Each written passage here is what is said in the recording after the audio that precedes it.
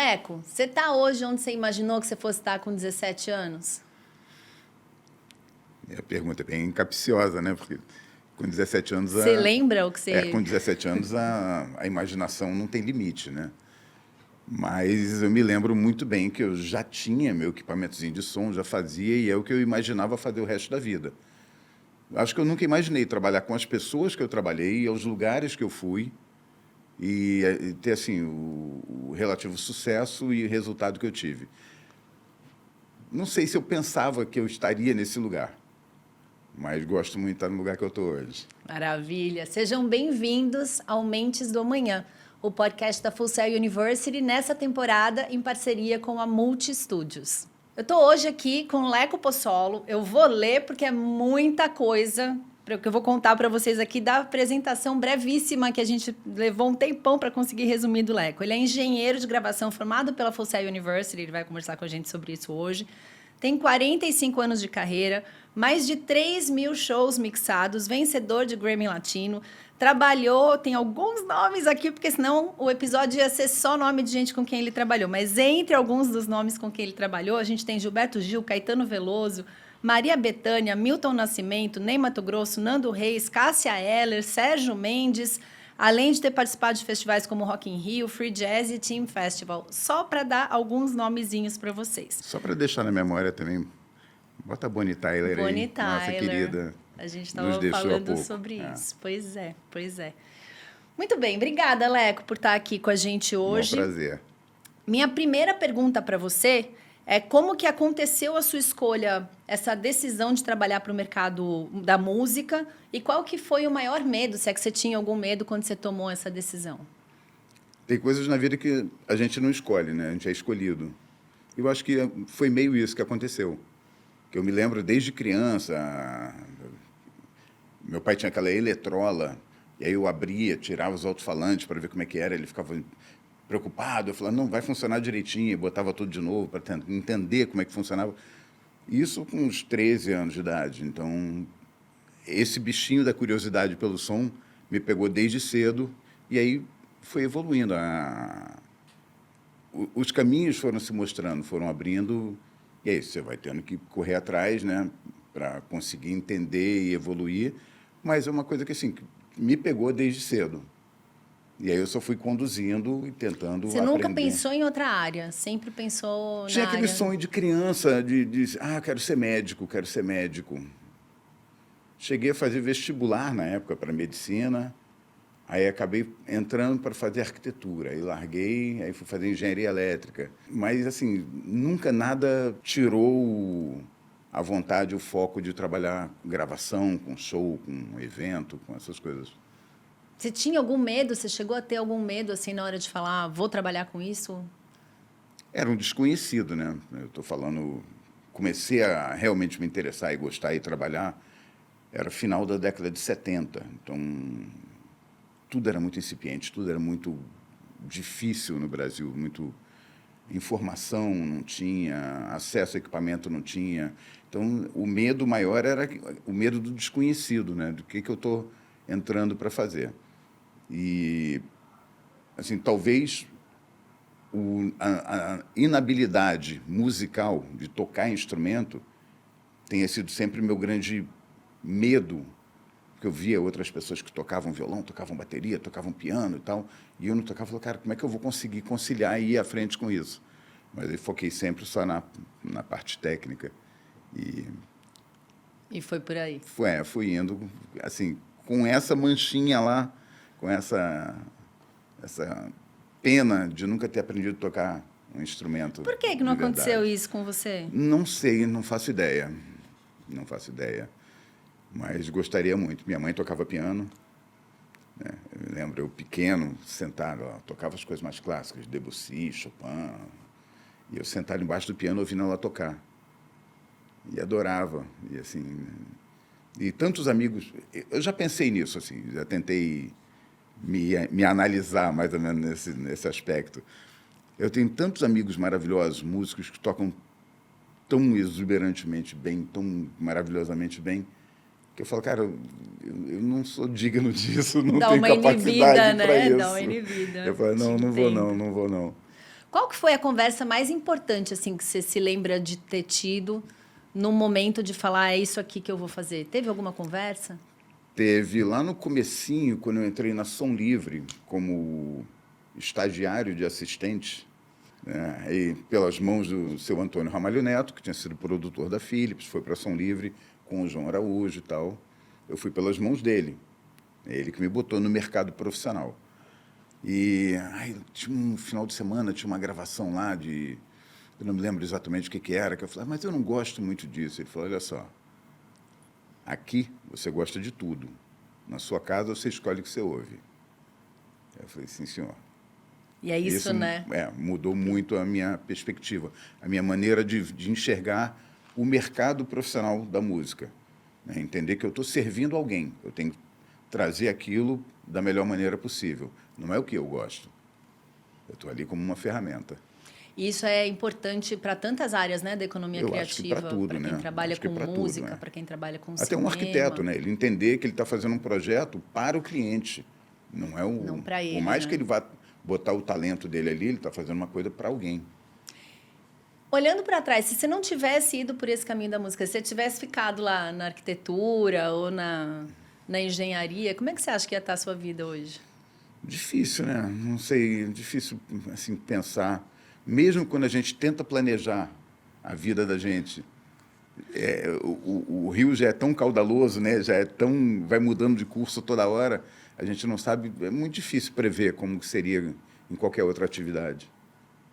Não sei, eu posso falar que hoje eu me sinto uma pessoa muito feliz e realizada trabalhando com o que eu gosto de fazer e com arte, com música. A realização está aí, né? Pois é. Ô, Leco, teve algum momento muito difícil, assim, na sua jornada? Algum momento que foi divisor de águas, assim, ou que te trouxe um desafio que você não estava esperando? Teve, né? Alguns. Assim, sabe que eu trabalho com o Gil, né? Desde o lançamento do Unplugged. E a gente tinha um volume de trabalho, uma consistência de trabalho muito grande, e a gente vinha fazendo, quando fez o Kaya na Gandaia, que era um tributo a Bob Marley, que ele fez, a gente estava trabalhando muito, e muito envolvido com aquilo e tal, quando o Gil foi convidado para ser ministro da Cultura. Né? E aí toda a nossa agenda caiu, porque ele não podia conciliar as duas coisas. Depois de um tempo, começou a fazer alguns shows mas muito esporádicos e tal. Só que aquilo foi um baque muito grande para a gente, para todo mundo, toda a equipe, né? Você, de um momento para o outro, você tem sua entrada de dinheiro zerada. Né? E aí você fala, bom, vou voltar para o mercado. Só que o mercado... Primeiro, você sai um pouco do mercado quando você está trabalhando só com uma pessoa. Né? Quando você não está pulverizando os seus clientes, os seus parceiros, você trabalha com uma pessoa só. Quando essa pessoa para, até você conseguir se recolocar no mercado, é um tempo difícil.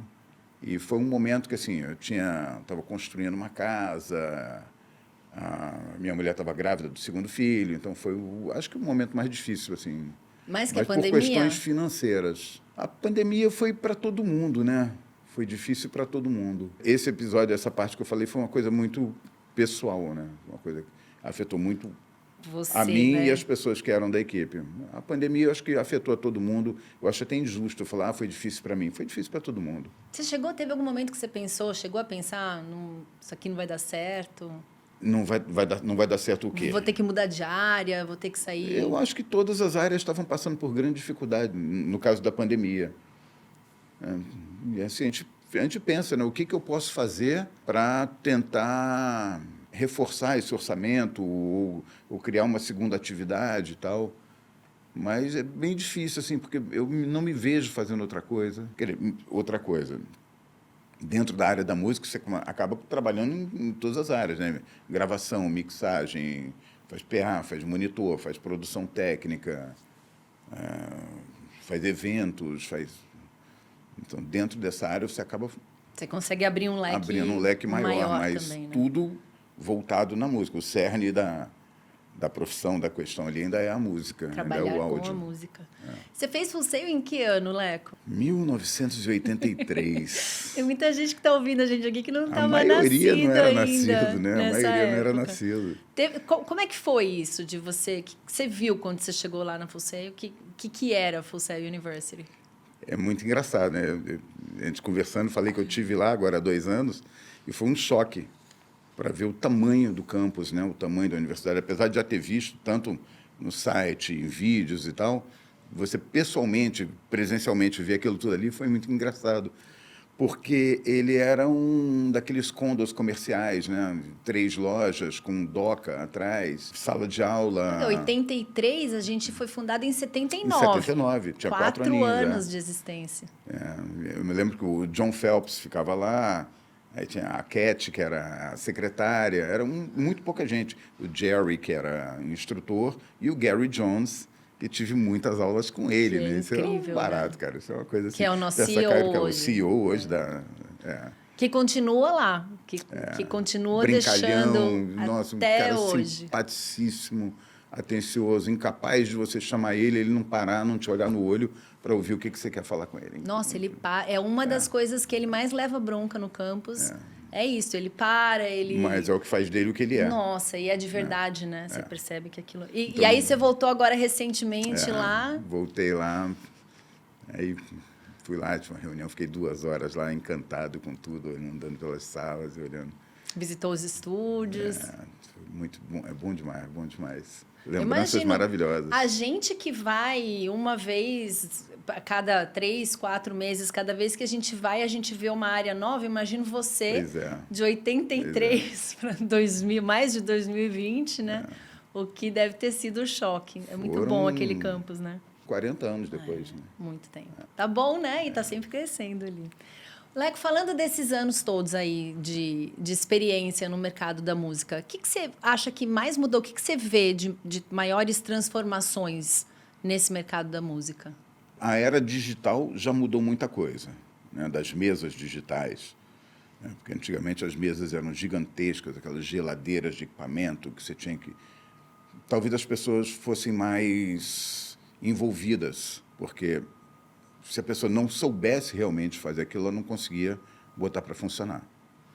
Então, tem muita gente hoje que começou já no mundo digital e não faz ideia de como era isso tudo. Foi um facilitador muito grande, assim como o estúdio, né? Não precisa mais das fitas 2 polegadas, todo mundo tem um Pro Tools, uma plaquinha em casa, consegue gravar. Isso deu uma democratizada muito grande no acesso à gravação, no acesso a essa tecnologia, assim como as mesas digitais. Né? Você conseguir fazer inúmeros canais e tal, e ter aquilo salvo para levar para um outro lugar. E muita gente ainda acaba adquirindo esse conhecimento só na estrada, só fazendo e aprendendo uma coisa ou outra ali, aqui e ali. O que eu já falei algumas vezes que eu sinto falta é uma maior capacitação do mercado, dessas pessoas, para eles saberem, eles entenderem exatamente o que eles estão fazendo, porque, qual o resultado que eles vão conseguir, como que eles vão chegar a um resultado melhor, como que eles vão beneficiar mais o artista, o público, a cadeia toda produtiva. Eu estava falando outro dia, estava fazendo uma entrevista também, e aí era uma dessas entrevistas online, que a gente fez um monte, né? Principalmente depois ali da pandemia. E aí o meu entrevistado falou, eu não fiz full sale, eu fiz fucei. Eu fucei, exatamente, né? Fucei, fui na internet e tal, que tem seu mérito, né? Mas eu acho que, ao mesmo tempo que essa característica do brasileiro de ir atrás, de buscar informação e tal, e se virar, às vezes acaba sendo a nossa rasteira também, Isso, né? De faltar o banco ali da escola, a base, de falar, não, vou me profissionalizar, vou fazer... Vou buscar uma experiência mais completa, né, de estudo. Acho que, às vezes, a gente se engana achando que, na base do FUSEI, a gente vai atingir o mesmo nível de alguém que parou um tempo ali da vida para se dedicar para estudar. Mas eu não me iludo de querer comparar os tempos atuais com os tempos passados. Porque hoje, por exemplo, você pega um telefone, você tem mais tecnologia embarcada do que o foguete que levou o homem à Lua. Né? Então, é a mesma coisa. Você tem um acesso ilimitado, né, a informação. Uma coisa que você não sabe, que ninguém te ensinou, mas você consegue... Você buscar ali. Busca ali, você vai encontrar um vídeo te explicando e fazendo. E eu vejo muita gente fazendo isso e acho muito legal. Essa habilidade... São as duas coisas juntas, essa habilidade, né, de você conseguir achar a solução para as coisas. Quando você sabe exatamente o que você está procurando e como resolver o problema, essa informação te ajuda de uma maneira exponencial, né? E a IA, hein, Leco, falando de tecnologia, como é que você vê o impacto da IA? Onde está sendo, onde você vê os maiores usos dentro do mercado da música? Esses softwares e aplicativos e plugins que tem de limpar, tirar vazamento da voz, tirar um instrumento, eu acho maravilhosos. O meu medo é quando você começa a entregar a parte criativa para a IA. Esse é que eu acho que é o grande problema. Acho que ela tem que ser uma ferramenta maravilhosa para te ajudar tecnicamente a resolver problemas que você tem, mas não entregar para ela o teu processo de criação, né? Seja um processo de compor uma música, seja o processo de gravar uma música, seja o processo de mixar, né? Essa coisa da mixagem, são raríssimas as mixagens erradas, né? Porque são milhões de mixagens possíveis, que vai depender de cada um, do gosto pessoal de cada um, da bagagem musical que ele tem, do conhecimento que ele tem do equipamento. Então, isso vai variar, e isso é que eu acho que é muito legal. Alguém me falou uma vez assim, pô, imagina se os dedos da mão fossem todos iguais, a mão ia ser horrorosa, né? O legal é que os dedos são diferentes, e as pessoas são diferentes, e as soluções que elas encontram para as coisas são diferentes. E aí um agrada mais aqui, outro agrada mais ali, um se identifica aqui, outro se identifica ali. Por que existem nichos de música, né? Existem esses quase que guetos? Porque cada um se identifica com um tipo de música. Tem gente que odeia, sei lá, rock and roll, mas ama pagode, ou o outro ama sertanejo, odeia música clássica. Eu odeio ópera, mas tem gente que dá a vida para ir a uma ópera. Então, o gosto de dos seres humanos é muito diferente de cada um, por várias razões. E assim, o meu medo é quando se você entregar isso para a IA, pode ter uma pasteurização e uma diminuição da criatividade, né, da capacidade da gente de inovar. Acho que tem vários estudos já, né, que mostram o emburrecimento se você usa como ferramenta para 100% daquilo que você vai fazer, né? Ela tem a aplicabilidade dela ali para todos os mercados. Exatamente, é muito mas legal. Mas se você não tem a base, né? Falando de base, que habilidade ou que conhecimento que você acha que hoje é o mais fundamental para a tua área? Se é que tem só um, né? São alguns, né? Inevitavelmente, hoje, a gente está trabalhando principalmente na área de shows e eventos, cada vez mais com sem fios, né? A banda diminuiu, a quantidade de equipamento aumentou, então essa coisa de você não necessariamente saber fazer, mas saber o que tem que ser feito e trazer um profissional para aquilo, de coordenação de frequência. Isso é uma coisa imprescindível. A gente passa 1000 sufocos por aí, 1000 perrengues por aí, porque o fone está fugindo, o microfone está falhando. Então, alguém consiga fazer essa coordenação de frequência. O alinhamento do sistema, né? Saber, não precisa ir e fazer, mas saber que tem que ser feito e chamar o profissional qualificado. A operação de diversas mesas, né? Porque são vários fabricantes, e cada fabricante acha que o seu software é melhor, a sua arquitetura é melhor. Então, você acaba tendo que conseguir entender todas elas e estudar cada uma delas para... Às vezes você consegue, com um artista bacana, falando, eu quero o equipamento X. Mas aí você vai para um festival e fala, não, o que tem aqui é o equipamento Y. Se vira para aprender. Então, essa flexibilidade, essa vontade de estar sempre se adequando ao mercado e aprendendo cada vez mais as tecnologias que tem, seja com radiofrequência, seja com alinhamento do sistema, seja com operação das mesas. Eu acho muito importante a gente estar sempre alinhado com isso. Buscar informação técnica e ser flexível, né? Adaptabilidade. Acho que essa é a habilidade do século. A adaptabilidade está sendo necessária em tudo. Mas isso é o ser humano, né? O ser humano vem se adaptando. Nós não estaríamos aqui se a gente não tivesse se adaptado a várias coisas, né? Ao longo da existência humana. Verdade. Quando as pessoas perguntam o que você faz, tem muita gente, você falou de várias áreas aqui da música, né? De PA, monitor. Tem muita gente que não sabe o que cada uma dessas áreas é, né? Que são profissões e tal, e o que faz esse profissional. O que você acha que mais choca ainda as pessoas quando você fala que trabalha com música? Que informação que mais deixa as pessoas surpreendidas? Ou o que você percebe que as pessoas não sabem sobre o mercado da música? Hoje em dia, eu acho que já sabem muito mais, né? Você tem programas de televisão, você tem podcasts, você tem vídeos, muita coisa que fala sobre isso, que mostra sobre isso. Eu me lembro, quando eu resolvi entrar no mercado da música, trabalhar lá como assistente de estúdio e tal, meus amigos falavam assim, como assim você trabalha em estúdio? Tem estúdio no Brasil? Eu falei, como é que você acha que os discos que você ouve, que você compra, são gravados? Alguém tem que ir para o estúdio, tocar os instrumentos, gravar aquilo numa fita. Então, desde daquela época, já era uma coisa que assim, as pessoas acham que isso só tem na NASA ou lá na Suíça. Já tinha muitos no Brasil, vários. Hoje, eu acho que todo mundo já entende muito mais isso, né? Já não tem mais esse choque tão grande assim. Acho que as pessoas já estão bem mais antenadas. Virou uma coisa mais acessível também, É, né? mais acessível e mais popular também, assim, bacana, assim, você mostrar o backstage, você mostrar o bastidor, você mostrar o estúdio. Então, hoje já tem bastante informação. Leco, qual o melhor conselho que você já recebeu? Eu não sei, foram tantos, né? Não tem algum assim que você guarda no coração, que você se lembra quando você vai tomar uma decisão? É um que eu tenho para mim, assim, sempre tratar as pessoas da melhor maneira possível, com o maior respeito possível. Não só porque você não sabe o dia de amanhã, mas porque cada um merece ser tratado. Né?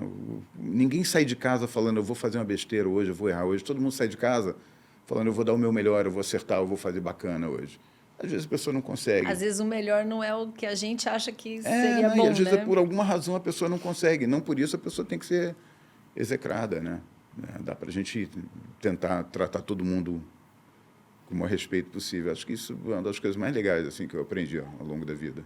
Vou te fazer uma pergunta difícil agora. O que você acha que vale mais? Diploma ou experiência? No mercado brasileiro, experiência. Acho que o diploma ele te serve muito mais para uma realização pessoal e óbvio que o diploma vem ao final de um aprendizado, né? Então, todo aquele aprendizado que você teve até ter o diploma vai te dar uma base, vai te dar uma confiança muito legal para você conduzir a sua carreira. Mas no Brasil, acho que a experiência, e vou te dizer até assim, experiência e relacionamento. Total. Né? Os relacionamentos, às vezes, te abrem portas que você não imaginava. E que aí o diploma está lá, você bota ele na parede e tal, e as pessoas não sabem nem o que significa aquele diploma, né? O que ele traz de bagagem. As duas coisas, né? São só diploma sem experiência, não vai te levar a lugar nenhum. E o contrário também, eu acho que... E muita experiência sem diploma fica uma coisa meio manca, né? Eu acho que o diploma diferencia, talvez. Ele vira o diferencial quando você está comparando pessoas que têm experiência. Isso quando você está comparando pessoas, isso faz uma diferença grande. Mas muita gente, eu sei que tem muita gente que está no mercado aí bem sucedido, com bom conhecimento e que não teve nenhuma formação básica. Mas são pessoas ímpares, né? Não é a via de regra, não é o normal. Completa a frase para mim, Leco. Sucesso para mim é?